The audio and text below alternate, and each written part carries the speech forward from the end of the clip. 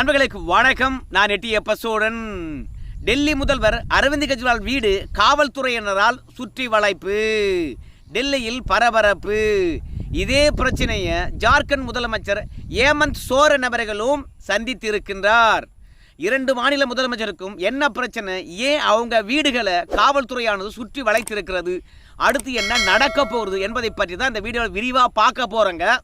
உங்கள் எல்லாருக்கும் தெரியும், அரவிந்த் கெஜ்ரிவால் அவர்கள் 2வது பதவியேற்ற பிறகு டெல்லியில் புதிய மதுபான கொள்கையை கொண்டு வருகின்றார். அந்த மதுபான கொள்கையினால் நிறைய ஊழலில் ஈடுபட்டிருக்கிறாங்க அரவிந்த் கெஜ்ரிவாலுடைய அமைச்சர்கள் அப்படின்றது தான் குற்றச்சாட்டு. அமலாக்கத்துறையோ இந்த புதிய மதுபான கொள்கை வெளிவந்த பிறகு எவ்வளோ பணம் கைமாறி இருக்குது, அந்நிய செலாவணி மோசடி எவ்வளோ இருக்கிறது, சட்டவிரோத பண பரிவர்த்தனை எவ்வளோ இருக்குது அப்படின்னு சொல்லிவிட்டு களத்தில் இறங்கி ஆய்வு நடத்தி டெல்லியினுடைய துணை முதலமைச்சராக இருந்த மனோஜ் சிசோடியா அவர்களை கைது செய்து சிறையில் அடைச்சாங்க. அதற்கு பிறகு டெல்லியினுடைய கல்வி அமைச்சரையும் கைது பண்ணி உள்ளே போட்டாங்க. அடுத்தது அதே அமலாக்கத்துறையானது இப்போ அரவிந்த் கெஜ்ரிவாலுக்கு சம்மன் அனுப்பியிருக்கிறது. ஏன் சம்மன் அனுப்புனாங்க? இந்த டெல்லி புதிய மதுபான கொள்கை தொடர்பாக அமலாக்கத்துறையானது 2 அமைச்சர்களை மட்டுமே கைது பண்ணலை, இன்னும் இந்த வழக்கில் தொடர்புடைய ஏகப்பட்ட பேரை கூப்பிட்டு போய் விசாரித்தது. அப்படி விசாரிக்கின்ற பொழுது இந்த மதுபான கொள்கையில் அரவிந்த் கெஜ்ரிவால் அவர்களுக்கு என்ன தொடர்பு இருக்குது என்பதை பற்றி 2 பேர் அப்ரூவ் ஆகிட்டாங்க.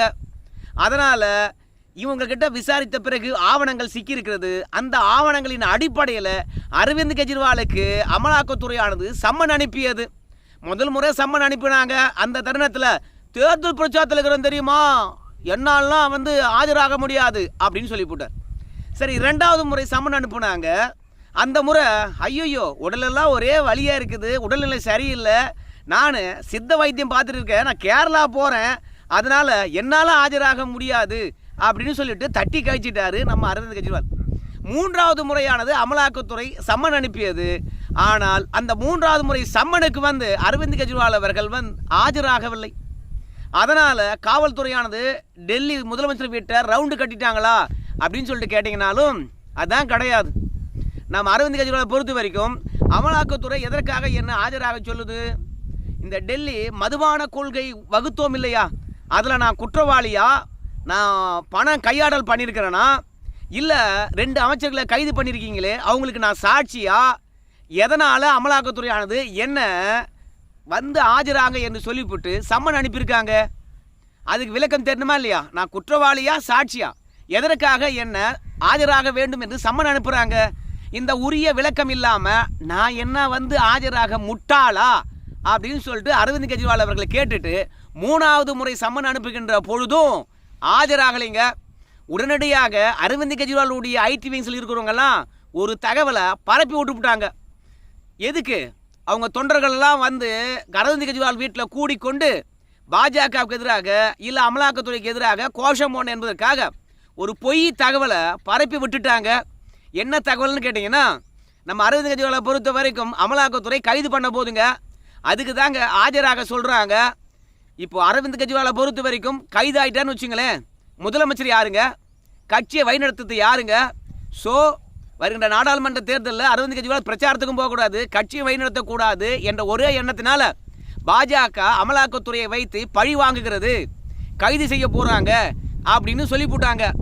ஆனால் காவல்துறையை பொறுத்த வரைக்கும் அவர் சம்மனுக்கு ஆஜராகலனா கூட பரவாயில்ல, கைது பண்ண மாட்டோம், அதன் மூலமாக ஒரு சிம்பத்தி, ஒரு அனுதாபத்தை உருவாக்க மாட்டோம் என்று சொல்லிட்டு அரவிந்த் கெஜ்ரிவாலை கைது பண்ணலை. அப்புறம் என்னத்துக்கு போலீஸ் அரவிந்த் கெஜ்ரிவால் வீட்டை சுற்றி அப்படின்னு கேட்பீங்க. அங்கே தான் ட்விஸ்ட் இருக்குது. உடனடியாக அரவிந்த் கெஜ்ரிவாலுடைய ஐடி விங்ஸ் ஆனது வேறு மாதிரியாக ஒரு விஷயத்தை திசை திருப்பினாங்க. ஒட்டுமொத்தமாக இந்த சம்மனை வச்சே பாஜக சோழியை முடிக்கணும் அப்படின்றது அவங்களுடைய எண்ணம்.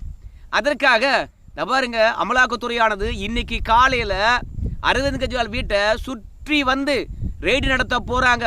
அவருக்கு தொடர்புடைய இடங்கள்லாம் பார்த்தீங்கன்னா ரெய்டு நடத்த போகிறாங்க. அந்த ரெய்டுக்கு பிறகு ஆவணங்கள் சிக்கிச்சு அப்படின்னு சொல்லிவிட்டு நம்முடைய அரவிந்த் கெஜ்ரிவால் அவர்களை கைது பண்ண போகிறாங்க. அதனால் அமலாக்கத்துறை இன்னைக்கு ரெய்டுக்கு வரப்போகுது அப்படின்னு சொன்ன உடனே தொண்டர்கள்லாம் வர ஆரம்பிச்சிட்டாங்க. ஆனால் இந்த அரவிந்த் கெஜ்ரிவாலுடைய ஐடி விங்ஸ் சொன்ன மாதிரி அமலாக்கத்துறை ரெய்டு பண்ணுறதுக்கும் போல அந்த மாதிரியான ஒரு திட்டமும் கிடையாது. ஆஜராகவில்லை என்றால் இன்னொரு சம்மன் அனுப்புவோம் அப்படின்றது அமலாக்கத்துறையினுடைய எண்ணம். அதற்காக அரவிந்த் கெஜ்ரிவாலை கைது பண்ண போகிற திட்டமெல்லாம் கிடையாது. ஆனால் இவங்க பொய்யை பரப்புறதுனால தொண்டர்கள் வந்து அரவிந்த் கெஜ்ரிவால் வீட்டை முற்றுகையிட்டுக்கிட்டு வேற ஏதாவது சட்ட ஒழுங்கு பிரச்சனை ஏற்படக்கூடாது என்பதனால தான் இந்த அரவிந்த் கெஜ்ரிவால் வீட்டை சுற்றி முற்றுகையிடுகின்ற அளவுக்கு காவல்துறையை குவிச்சிட்டாங்க டெல்லி காவல்துறையினர். பார்த்துக்கங்க, நான் நல்லவன், நான் தப்பே பண்ணலை அப்படின்னு அரவிந்த் கெஜ்ரிவால் அவர்கள் சொல்லலாம். நான் என்ன தப்பு பண்ணேன் அப்படின்னு அமலாக்கத்துறை கிட்ட கேட்குறாங்களாம். அமலாக்கத்துறை என்ன சொல்லுதுன்னு கேட்டிங்கன்னா, நம்ம அரவிந்த் கெஜ்ரிவாலுக்கு சம்மன் அனுப்புகின்ற பொழுது எந்த வழக்கில் அனுப்புகிறோம், ஏன் அனுப்புகிறோம், என்ன மாதிரி ஆவணங்கள் கிடைச்சிருக்குது, அவர்கிட்ட என்ன மாதிரி விசாரணை எங்களுக்கு தேவைப்படுகிறது, அந்த விசாரணை எப்படி நடத்த போகிறோம் அப்படின்னு சொல்லிட்டு முழு விவரங்களும் சம்மனில் தெரிவித்து விட்டு தான் முறையாக சம்மனை கொடுத்துட்டு தான் வாங்க அப்படின்னு சொல்லிட்டு அரவிந்த் கெஜ்ரிவால் அவர்களை அழைக்கிறோம். ஆனால் அரவிந்த் கெஜ்ரிவாலை பொறுத்த வரைக்கும் புதிதாக ஒரு சர்ச்சையை கிளப்பி அதன் மூலமாக அரசியல் ஆதாயம் தேட பார்க்குறாரு. வந்து ஆஜராகனா ஆஜராகலாம் இல்லையா? மடியில் கனம் இல்லைன்னா வழியில் ஏன் பயப்படணும்?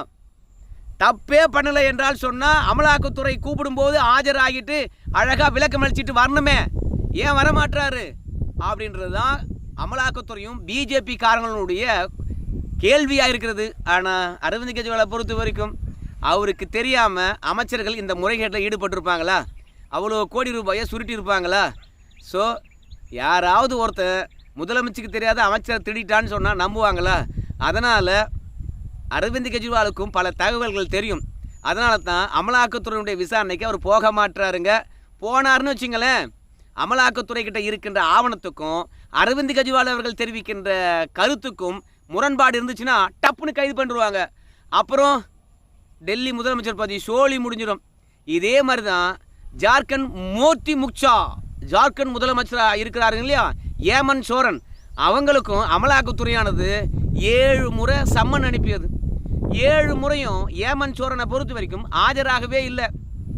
ஏமன் சோரனை பொறுத்த வரைக்கும் கனிம வள கொள்ளை, சுரங்க முறைகேடு, ஸோ ஏகப்பட்ட பிரச்சனை வந்து பார்த்திங்கன்னா ஏமன் சோரன் மேலே இருக்குது. நீதிமன்றமே கண்டனம் தெரிவிக்கின்ற அளவுக்கு போயிடுச்சு. ஆனாலும் ஏமன் சோரனை பொறுத்த வரைக்கும் பாஜக நம்மளை பழிவாங்க பார்க்கிறது, என்னுடைய முதலமைச்சர் பதவியை பறிக்கத்தான் பார்க்குறது, பாஜகவில் நேராக வந்து ஜார்க்கண்டில் ஆட்சியை பிடிக்க முடியலை, எங்களை தூக்கிட்டு மறைமுக ஆட்சி செய்ய பார்க்குறாங்க அப்படின்னு சொல்லிவிட்டு ஹேமந்த் சோரன் அவர்களும் வந்து அமலாக்கத்துறை விசாரணைக்கு ஆஜராகாமல் இருக்கிறாரு. ஆனால் ஹேமந்த் சோரனை பொறுத்த வரைக்கும் பல்வேறுபட்ட வியூகங்களை வகுத்துட்டு இருக்காரு. எத்தனை நாளைக்கு தான் அமலாக்கத்துறை இடத்துலேருந்து நம்ம தப்பிப்பது? இவர் தொடர்ச்சியாக ஆஜராகவில்லை என்றால் நீதிமன்றத்துக்கு போகும் அமலாக்கத்துறை. அப்போ நீதிமன்றமானது கண்டிப்பாக ஹேமந்த் சோரனுக்கு கட்டளையிடும். ஸோ அமலாக்கத்துறையினுடைய சம்மனுக்கு மதிப்பு கொடுக்கலனா கூட நீதிமன்றத்துக்கு மதிப்பு கொடுக்கணுமா இல்லையா? அதனால் அடுத்த கட்ட இலக்கத்துக்கு நம்முடைய அமலாக்கத்துறை போகிறதுக்குள்ளாக நம்ம கட்சியில் யாரையாவது ஒருத்தரை முதலமைச்சராக நியமிச்சிடணும் அப்படின்னு ஜார்க்கண்ட் முதலமைச்சர் ஹேமந்த் சோரன் அவர்கள் வந்து நினைக்கிறார். ஏற்கனவே அவருக்கு நெருக்கமாக இருந்த அமைச்சரை வந்து பார்த்தீங்கன்னா பதவி விட்டும் தூக்கிட்டார். எதுக்கு பதவி விட்டு தூக்கியிருக்காருன்ற நான் சொல்கிறேன். இப்போ ஹேமந்த் சோரனை பொறுத்த வரைக்கும் கட்சிக்குள்ள இருக்கிறவங்க இருக்காங்க இல்லையா, அவங்கக்கிட்ட பதவியை ஒப்படைச்சு போகிறதுக்கு அவருக்கு நம்பிக்கை கிடையாது. எவனோ நேர்மையாக ஜெயிலுக்கு போயிட்டு வந்தால் பதவியை கொடுக்குற மாதிரி தெரியல. எவன் மீதும் ஹேமந்த் சோரன் அவர்களுக்கு நம்பிக்கை கிடையாது. அதனால் முதலமைச்சர் பதவியும் கட்சி பதவியும் வந்து தன் மனைவி கிட்ட கொடுத்துட்டு போகணும் அப்படின்னு சொல்லிட்டு நினைக்கிறார். ஆனால் ஹேமந்த் சோரனை பொறுத்த வரைக்கும் அமலாக்கத்துறையால் கைது செய்யப்பட்டார்னு வச்சுங்களேன், அவ்வளோ சீக்கிரம் ஜாமீனில் வர முடியாது. உங்கள் எல்லாருக்கும் தெரியும், மனோஜ் சிசோடியா வந்தாலும் சரி, ஆம் ஆத்மி பார்ட்டியுடைய இன்னொரு அமைச்சராக இருந்தாலும் சரி, எவ்வளோ நாளாக சிறையில் இருக்காங்க. நம்ம அமைச்சர் செந்தில் பாலாஜி அவர்கள் எவ்வளோ நாள் சிறையில் இருக்காங்க. அதனால் இந்த சட்டவிரோத பண பரிவர்த்தனை தொடர்பாக யாரெல்லாம் கைது செய்யப்பட்டாங்களோ அவங்கள பொறுத்த வரைக்கும் 7 ஆண்டு காலத்துக்கு மேலான சிறைவாசம் வரும் என்பதனால அவ்வளோ சீக்கிரம் பொறுத்த வரைக்கும் ஜாமீன் கொடுக்க மாட்டாங்க. ரெண்டாவது, அமலாக்கத்துறையை பொறுத்த வரைக்கும் ஒருத்தரை கைது பண்ணுதுன்னா ஆதாரத்தின் அடிப்படையில் கைது பண்ணுவாங்க. இப்போ வருமான வரித்துறையினை பொறுத்த வரைக்கும் ஆதாரத்தை வீட்டுக்கு வந்து அலசி ஆராய்ந்து எடுப்பாங்க. ஆனால் அமலாக்கத்துறை ஆதாரத்தை கொண்டு வந்து அதற்கு பிறகு தான் வீட்டையே அலசுவாங்க. அதனால் ஜாமீன் கிடைப்பது ரொம்ப கஷ்டம். ஆகையினால அமலாக்கத்துறை ஹேமந்த் சோரன் அவர்களை கைது பண்ணிட்டா அடுத்தது தன் மனைவியை வந்து முதலமைச்சர் ஆக்கணும் அப்படின்னு சொல்லிட்டு நினைக்கிறாரு. அவங்க மனைவி பதவி ஏற்றா அடுத்த 6 மாதத்துக்குள்ளே அவங்க தேர்தலை சந்திக்கணும். அப்படி தேர்தலை சந்தித்து வெற்றி பெற்றால் தான் முதலமைச்சராக தொடர முடியும். ஆகையினால தனக்கு நெருக்கமாக இருக்கக்கூடிய ஒரு எம்எல்ஏவை பதவி நீக்கம் செய்துவிட்டு பதவி விலக சொல்லிவிட்டு அவரை பொறுத்த வரைக்கும் அவங்க மனைவிக்கு பதவியை ஒப்படைக்கலாம்னு இருந்தார். ஸோ இந்த ஸ்ட்ராட்டஜியை பாஜக கண்டுக்குச்சு. விடுவாங்களா? பத்தியா குடும்ப ஆட்சியை கட்சிக்காக உழைச்சவனுக்கெல்லாம் பதவி கொடுக்காம ஏமன் சோரன் தன் பொண்டாட்டிக்கு பதவி கொடுக்க போகிறாரு அப்படின்னு சொல்லிட்டு பாஜக அடித்து தூள் கலப்பிச்சு. உடனடியாக கட்சிக்குள்ளேயே புகைச்சல் வந்துடுச்சு. அதனால் என் மனைவிக்கெல்லாம் நான் பதவி கொடுக்க போகிறது கிடையாது. வீணா பாஜக அமலாக்கத்துறையை வைத்தும் ஐடி மினிஸ்டர் வைத்தும் கட்சிக்குள்ளே குழப்பத்தை ஏற்படுத்துது அப்படின்னு சொல்லிட்டு ஏமன் சோரன் அவர்கள் பிளேட்டை மாற்றிட்டு இருக்கிறாரு. அவரும் அப்படி தான். இந்த பாருங்க, அடுத்தது அமலாக்கத்துறை பொறுத்த வரைக்கும் எங்கள் வீட்டில் அதிரடியாக ரெய்டு நடத்த போகிறாங்க. ஏற்கனவே அமலாக்கத்துறையை பொறுத்த வரைக்கும் நேற்றே ஏமன் சோரனுக்கு நெருக்கமாக இருக்கிறாங்களே அமைச்சர் பெருமக்கள், அதோட கட்சி நிர்வாகிகள், அவங்க இடங்கள்லாம் குறிப்பாக ஒரு 10 இடங்களில் நேற்றே அலசோன்னு அலசிட்டாங்க அமலாக்கத்துறை. அப்படி 10 இடங்களில் அலசின காரணமாக ஏகப்பட்ட ஆவணங்கள் சிக்கியிருக்குது. இந்த ஆவணங்களின் அடிப்படையில் ஏமன் சோரனை தட்டி தூக்க போதும். இத்தனை நாள் சம்மனுக்கு ஆஜராகலாம் கூட இப்போ கிடச்சிருக்கின்ற ஆவணத்தின் அடிப்படையில் அள்ளிக்கிட்டு போக போகிறாங்க. அதனால் இப்போது ஏமன் சோரனை பொறுத்த வரைக்கும் அடுத்தது எங்கள் மனைவி வீட்லையும் என் வீட்டிலும் ரெய்டு நடத்த போகிறாங்க அமலாக்கத்துறை. அதனால தான் காவல்துறையை கூச்சி வச்சுருக்காங்க அப்படின்னு சொல்லிவிட்டு தான் குற்றவாளி இல்லை என்று கோர்ட்டுக்கு போகலாம். அமலாக்கத்துறை பாருங்கள் தேவையில்லாமல் சீண்டுது. பாருங்க, சம்மனில் எனக்கு எந்த விதமான தகவலும் தெரிவிக்க என்னை கூப்பிட்றாங்க அப்படின்னு இந்த வழக்குக்காக நீதிமன்றத்துக்கு கூட போகலாம் ஏமன் சோரனு. ஆனால் அவர் போக மாட்டுறாருங்க. மொத்தத்தில் அமலாக்கத்துறையை விடுற மாதிரி தெரியல. அதனால் ஏமன் சோரன் தான் முதல்ல சிறை செல்வார். அதற்கு பிறகு அரவிந்த் கெஜ்ரிவால் செல்வார் என்பதில் மாற்று கருத்து கிடையாது. ஆனால் இன்றைக்கு தேவையில்லாமல் ஒரு பொருளையை கிளப்பி ஏமன் சோரன் வீட்லேயும் சரி, அதனை தாண்டி அரவிந்த் கெஜ்ரிவால் வீட்லேயும் சரி காவல்துறையினர் குவிச்சு வச்சுருக்காங்க டெல்லி அவர்களுடைய வீட்டில். அதனால் டெல்லி முழுவதுமே பரபரப்பாக இருக்குது. எப்போ கைது பண்ணுவாங்களோ என்ற ஒரு அச்சம் அரவிந்த் கெஜ்ரிவாலுக்குள்ளே இருக்கத்தான் செய்யுது. 4வது முறை நாங்கள் சம்மன் அனுப்புவோம் என்று அமலாக்கத்துறை சொல்லியிருக்கிறது. அந்த சம்மனில் அரவிந்த் கெஜ்ரிவாலுக்கு இன்னும் கூடுதல் ஆவணங்களுடன் ஆதாரத்துடன் சம்மன் அனுப்புவோம். அதை பார்த்து அவர் ஆஜராகித்தான் வேண்டும், விளக்கம் அளித்து தான் வேண்டும் அப்படின்னு சொல்லியிருக்கிறாங்கப்பா. உங்களுக்கு ஒரு டவுட் வரும், தமிழ்நாட்டில் கூட அமலாக்கத்துறையானது ஒருத்தருக்கு சம்மன் அனுப்பிட்டு அவரை தேடிக்கிட்டு இருக்குது. அவர் அரசியல் களத்தில் கூட பெரும் புள்ளி கிடையாது. ஆனால் அவர் ஆஜராகலை, அவரை கைதும் பண்ணலை, அடுத்தடுத்து சம்மன் அனுப்புனாங்களா என்று கூட தெரியல. அப்படியே சைலண்ட்டாக இருக்குது. அது என்னன்னு தெரியலையே அப்படின்னு சொல்லிட்டு நினைப்பீங்க. அது யாருன்னு கேட்குறீங்களா? நம்ம செந்தில் பாலாஜி தம்பி தான். எங்கே போனார்?